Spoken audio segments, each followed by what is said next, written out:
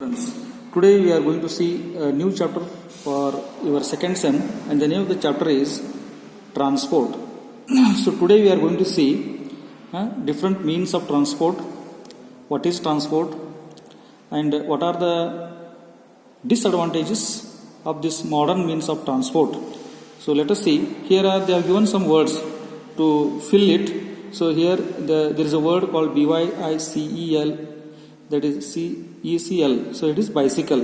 In the same way, you have to fill these words which are related to the means of transport. So here what the word will be there? SBU. The name of the means of transport is BUS. Okay. In the same way, will you make it? What is the word you have to means of transport? So it will come as CAR.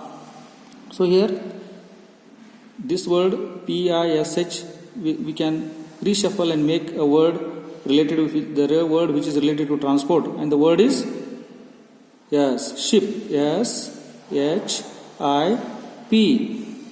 So the next word, that is here train. TRAIN.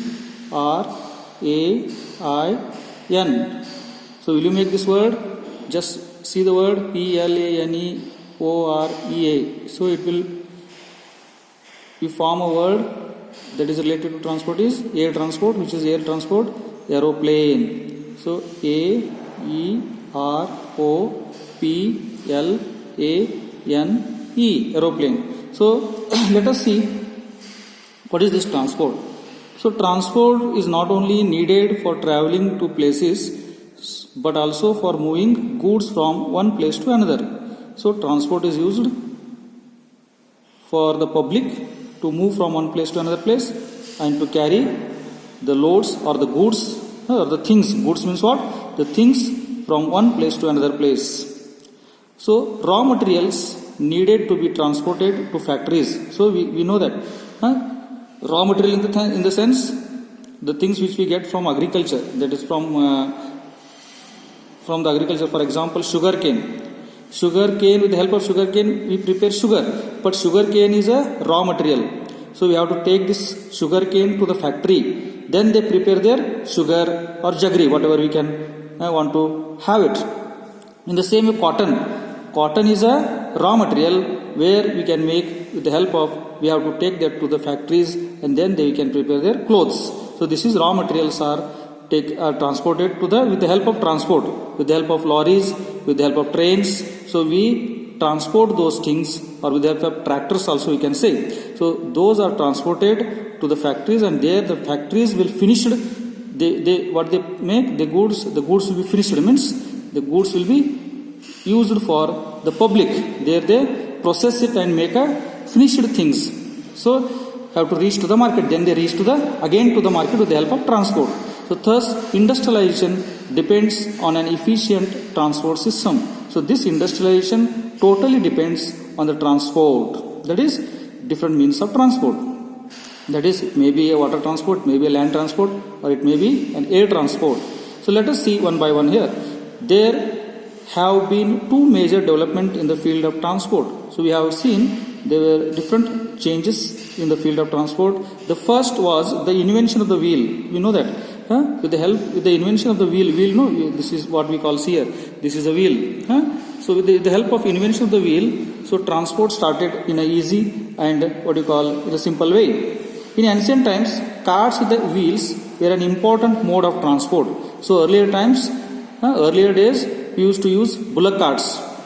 With the help of bullocks, we used to have wheels made of now we have rubber or metallic wheels, metal with rubber. Earlier we used to have wooden wheels. We have seen even today some bullock carts are made up of wooden wheels. So we used to have wooden wheels earlier, then later came iron wheels. So they continued to be in use for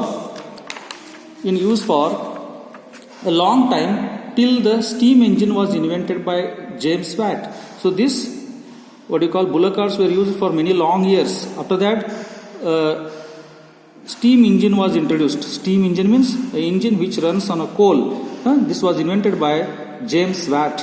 So James Watt invented steam engine, and this came into practice. So this was the second most important invention in the history of transport. So first was the wheel and the second was the engine, especially the steam engine, means the coal engine we can say. In the engine designed by Watt, coal was used as a fuel to produce steam. Means with the help of coal, they used to lit the coal and they used to run the train. Later, engines that run on diesel or electricity were introduced. Slowly, after some years, diesel engines came, which are run by diesel or electric. Now today we see most of the trains with the help of, they run with the help of electricity, electric train we call. So with this transport underwent a complete revolution. So in this way, in the sector of transport, we see a different change or we see a revolution in the field of transport and communication. So today we live in the age of transport. So today we are in the age of transport. It is possible to reach any part of the world much faster than before. So we know we can go, we can travel anywhere or any corner with a very short time. So earlier it used to take number of days, but today within a day we can reach to the one end to the other end of the world. So inventions such as aeroplanes, bullet trains have made the world a smaller place. So these aeroplanes and bullet trains have made us a very small place and very fast, which we can reach with a very short span of time. So I think you are clear with what is transport and how the wheel and the steam engine came into practice in the field of transport. So let us see the means of transport. The means of transport required in a particular country depends on its geographical limitation and on the needs of its industries. So transport can be divided into three categories. So what I am telling here, means of transport means it depends on the geographical limitation, means geographical area. So if you have rivers and sea, so we need their ships.